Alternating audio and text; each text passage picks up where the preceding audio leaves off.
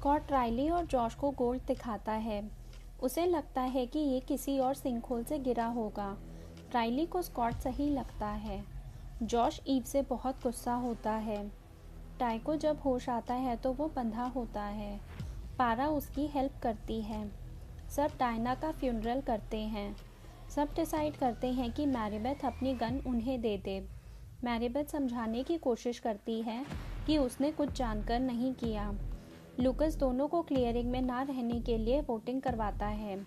Josh लूकस की बात से एग्री करता है। एडम गेविन से पेपर साइन करवाता है कि वो सिंकहोल के बारे में किसी से कुछ नहीं कहेगा।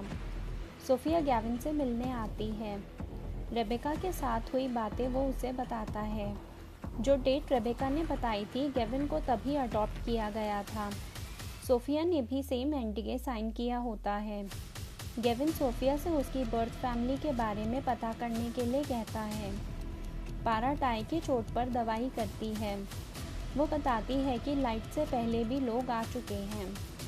टाई उससे कोई और रास्ता पूछता है घर जाने का। तूफान आने वाला होता है। लिवाई ईव को रोकने आता है। ईव और उसमें बहस हो जाती है। राइली जॉश को समझाने की कोशिश करती है।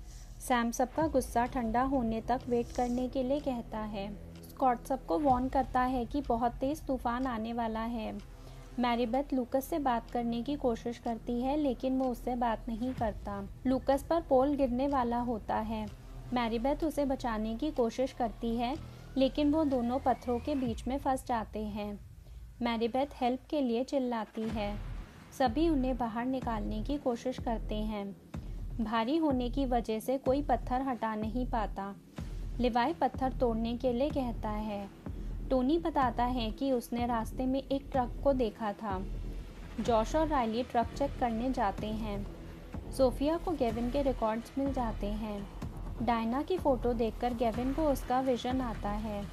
सोफिया उससे विजन के बारे में पूछती है लेकिन वो कुछ ठीक से बता नहीं पाता। टाई पारा को एडी के बारे में बताता है।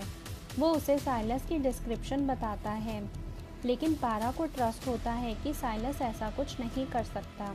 ईव लिवाई के साथ मिलकर उन्हें निकालने की कोशिश करती है। लूकस को होश आ जाता है।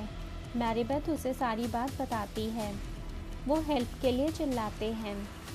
ईव को उनकी आवाज़ सुनाई दे जाती है। गेविन रेवरेंड से मिलने जाता है क्योंकि उसने गेविन को चाइल्ड केयर में भेजा था। रेवरेंड ने गेविन को रोड साइड में देखा था। गेविन के साथ एक लड़की भी थी। सोफिया उस लड़की के बारे में पता करने की कोशिश करेगी। जॉश और राइली ट्रक तक पहुंच जाते हैं।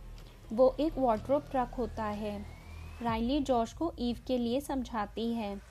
मैरीबेथ के ऊपर और भी पत्थर गिरने लगते हैं। गेविन को फिर से डायना के बारे में विजन आता है। वो सोफिया को इस बारे में बता देता है। स्कॉट बॉम्ब के जरिए ब्लास्ट करने के लिए कहता है। सैम को उनका आइडिया ठीक लगता है। सैम आईईडी बनाता है लेकिन इसमें मैरीबेथ और लूकस की लाइफ को भी रिस्क हो सकता है। मैरीबेथ लूकस को उसके डैड के बारे में बताती है कि कैसे वो ड्रग्स डील में खुद को बचाने के लिए लूकस को फंसाने वाला था। ब्लास्ट करने से पहले सैम उन्हें वार्न करता है।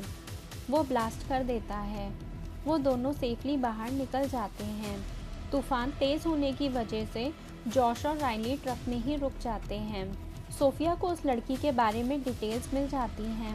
एला की आर्ट गैलरी में उन्हें उसी हैंडप्रिंट का स्कल्पचर दिखता है। जॉश अब ईव से गुस्सा नहीं है। वो लोग मैरीबेथ और ईव के यहीं रहने के लिए फिर से वोटिंग करवाते हैं।